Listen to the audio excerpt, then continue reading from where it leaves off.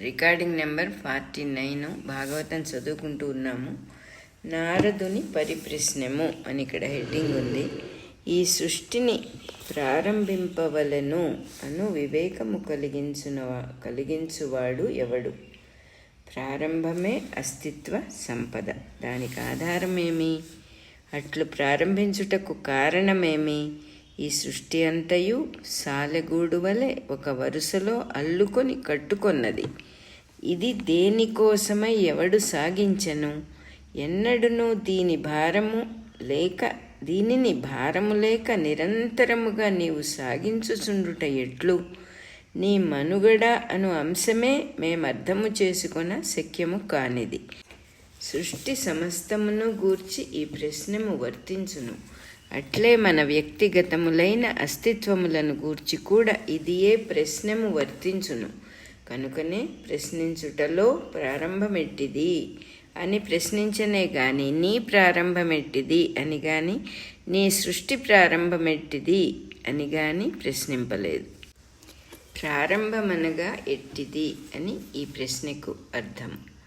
జీవుని పుట్టుకకు ప్రారంభము తల్లిదండ్రులు, వారి పుట్టుకకు ప్రారంభము.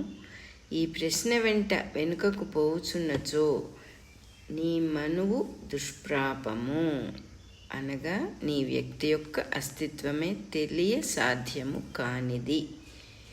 ఈ సృష్టి మొత్తమునకు ప్రారంభము బ్రహ్మ. అతనికి సృష్టింపవలెను అను సంకల్పం ఎట్లు ప్రారంభమైనది? ఎవడు కలిగించెను?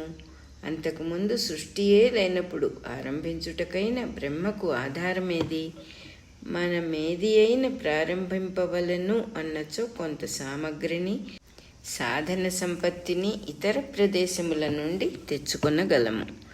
వాణిజ్యం ఆరంభింపదలచినప్పుడు పెట్టుబడి, వస్తు సంపద, దుకాణము మొదలగునవన్నీ తెచ్చుకొని సంసిద్ధము చేసుకొందుము.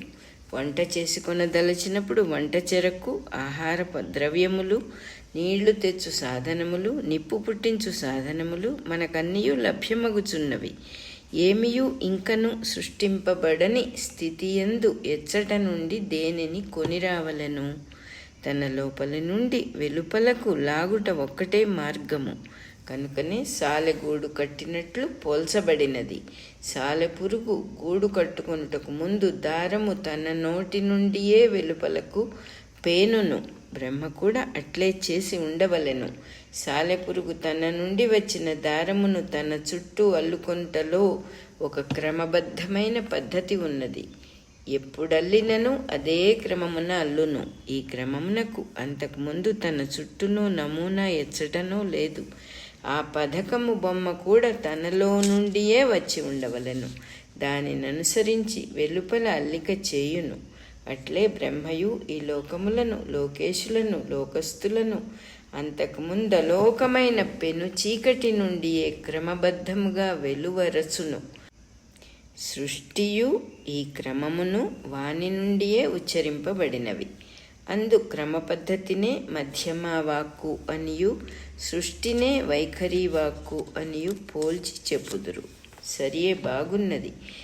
దీనిని ఇతడు కొని వచ్చిన దెచ్చటి నుండి, తనలోనికి వచ్చిన దెచ్చటి నుండి తనకు తట్టి ఉండవచ్చును. అనగా తట్టుట వేరు, తాను వేరు. ఇది తట్టించుకొన్నచో తట్టునది కాదు, తట్టిన తరువాత దర్శనమిచ్చున్నది. మరి తట్టించున్నదెవడు? అట్లు తట్టించుటకు బ్రహ్మకు తట్టుటకు అతడు విధేయుడై తట్టినది ఆచరించుటకు గల ప్రయోజనమేమి? దీని పరమార్థమేమి? ఎంత తర్కించినను ఇది బోధపడునది కాదు. తర్కము దానిలోని భాగము గదా. తర్కమునకదెట్లు దర్శనమిచ్చును? నేను చూడగలిగినంత వరకు నీవే రాజువు. నీకన్నా సత్యమైన స్వరూపము గల మరి ఒక రాజున్నాడా? లేక నీవే సర్వమునకు రాజువా? నీవే రాజువైనచో నీవే లాభము కోరి ఈ లోకములను సృష్టించుచున్నావు? నీవు సృష్టించిన ఈ చేతనముల గుంపులు ఎందు పుట్టుచున్నారు, ఎందున్నారు, ఎందు లీనమగుచున్నారు? నిజము చెప్పుము. రాజు అనగా పరిపాలకుడని మాత్రమే కాదు, రాజిల్లుచున్నవాడు, సృష్టిలో సృష్టిగా ప్రకాశించుచున్నవాడు అని అర్థము. బ్రహ్మయే రాజైనచో అతడు సృష్టి చేసినను చేయకున్నను బంధింపబడడు కదా. అట్టిచో ఒక వృత్తి ధర్మము నెరవేర్చుచున్నట్లు సృష్టించుట ఎలా? పోనీ ఏదైనా లాభము గాని ప్రయోజనము గాని ఉండును అనుకొందమా? అది కూడా తాను సృష్టించుకొనవలసినదే గదా. బ్రహ్మ సమస్త చేతన స్వరూపుడు, జీవులు చేతనముల సమూహములు కనుక అవి వాని నుండి వేరగుచున్నవా, వాని యందే జీవించి వానిలోనే లయమగుచున్నవా? ఈ సృష్టిలో అస్తిత్వము కలవియు లేనివియు ఉన్నవి, మంచి చెడ్డలు రెండూ ఉన్నవి. పేర్లు ఆకారములు రూపములుగా విశ్వమంతయు కనిపించుచున్నది. ఈ మొత్తము నీ హృదయము నుండి వచ్చినదే కదా. కనుక అది నీ హృదయమునకే అధీనము. నీకన్న ఘనులు గాని నీతో సమానమైన వారు గాని ఉండుటకిక వీలు లేదు కదా. ఈ స్థితి అన్నిటికన్నా పైన ఉన్నది. అట్టి నీవు తపస్సు చేసేదను అంటివి. ఎవరిని గూర్చి తపస్సు చేసేదవు? ఆ మార్గమును నాకు సూచింపుము. సృష్టిలో అస్తిత్వము కలవి లేనివి కూడా ఉన్నవి అనుట ఎట్లు? సృష్టిలోని సమస్తము వచ్చుచూ పోవుచుండును, పోయినవి కూడా వచ్చిపోయినవే కనుక అవియు భూతకాలమున ఉన్నవే. అట్లే రాబోవునవి కూడా భవిష్యత్కాల రూపమున సృష్టిలో సంభావ్యములుగా ఉన్నవి. భూత భవిష్యద్వర్తమానములకు గల సంభావ్యతలోని ఏకత్వమే సత్యము లేక సత్యలోకము. అదియే బ్రహ్మ యొక్క లోకము. సృష్టిలో మంచి చెడ్డలు రెండునూ కలవు. అవి పరస్పర సాపేక్షకములు. వాని నిరపేక్షమైన అతీత స్థితియే మోక్షము. మంచి చెడ్డలు జీవుల భావనలనంటి ఉండును గాని సృష్టిలో ఎచ్చటను లేవు. జీవులు తమకు తోచిన ప్రయోజనములను అల్లుకొనిన తరువాతనే మంచి చెడ్డలు పుట్టును. అంతకుముందు దేశము, కాలము, మహదహంకారములు, పంచభూతములు, తన్మాత్రలు, పంచేంద్రియములు, మనస్సు, బుద్ధి, చిత్తము మొదలగునవి సాంఖ్యమున పేర్కొనబడిన సృష్టి సామగ్రి మాత్రము ఉండును. కనుక మంచి చెడుగులు జీవుల సృష్టి. వీనితో కలుపుకొనియే బ్రహ్మ సృష్టి. విశ్వమంతయు పేర్లతోనూ రూపములతోనూ గుణములతోనూ చూడబడుచున్నది. గుణములనగా త్రిగుణములు. వీని వలన పుట్టిన సృష్టి సామగ్రి యందు నామములు రూపములు జీవిచే సృష్టిగా ఆరోపింపబడును. గోడ అను పదము దాని ఆకారము మనకు కనిపించున్నదే గాని అందిమిడి ఉన్న ద్రవ్యమునకు సంబంధించినది కాదు. మనం ఇట్లా ఆరోపించుకొనుట కూడా బ్రహ్మచే సృష్టించబడినది. కనుక దీనితో కూడినదే విశ్వము.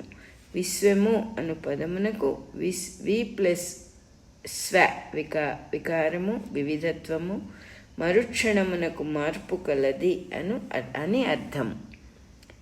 నీకు పైన ప్రభువు మరి ఒక్కడున్నచో నీ బ్రహ్మాండ భాండములన్నీయు వాని లీలలుగా కడగంటి చూపుల నుండి పుట్టి ఉండవలెను. ఇది అంతయు వర్తమాన మగుచునే ఉండవలెను. మరల అతని కటాక్షముల యందే లీనమగుచుండవలను. అట్టివాడు ఏ విధముగా ఉండును? ఆకారం ఎట్టిది లేదా స్మరింపవచ్చునా? ఇట్టివాడని పలుకుటకు వీలున్నదా? కర్తవ్య నిర్వహణముగా బ్రహ్మ సృష్టి చేయుచుండుట గమనింపగా వాని పైన ఇంకొకడున్నాడని నారదునకు తోచెను. వాడెట్టివాడు? వానికి కర్తవ్యమన్నది ఉండరాదు. వానిని శాసించువాడున్నప్పుడు గదా కర్తవ్య నిర్వహణము. వానికి సృష్టి అవశ్య కర్తవ్యము కాదని నారదునికే తేలినది. అట్లయినచో సృష్టి ఎందులకు చేయుచున్నాడు? కర్తవ్యము కానిచో క్రీడకై ఉండవలెను. క్రీడించుటకు మొదట సృష్టి ఉండదు కనుక క్రీడించుట అనగా సంకల్పమునకు అనుమతించుట. అదియే కటాక్ష వీక్షణముగా పేర్కొనబడినది. ఇచ్చట కటాక్షములు చూపుటకు భౌతికములైన కన్నులింకను లేవు. వీక్షణమనగా తన నుండి తాను వెలువడు కిరణము అని భావము. ఈ విధమంతైను నాకు వివరింపుము. నాకు సరిపోవునట్లుండినచో నేను సాటివారికి వివరింపగలను. వారి సృష్టి ప్రవాహమున బడి కొట్టుకొని పోకుండా వారికి స్థిరమైన విషయమును తెలుపగలను. సృష్టికతీతమైన పరమపురుషుడే సృష్టిలో అంతర్యామిగా ఉన్న స్థిరమైన అంశము. దేవా, జరిగినవి, జరుగుచున్నవి, జరగబోవునవి అగు వ్యవహారములకు నీవే అధిపతివి. నీవెరుగని పరమార్థము లేదు కనుక ఈ విశ్వము యొక్క విధానమును వివరింపుము. నారదుడు ఇట్లు ప్రశ్నింపగా వికాసము చెంది బ్రహ్మ ఇట్లనెను. మన రికార్డింగ్ నెంబరు 49 అయిపోయింది.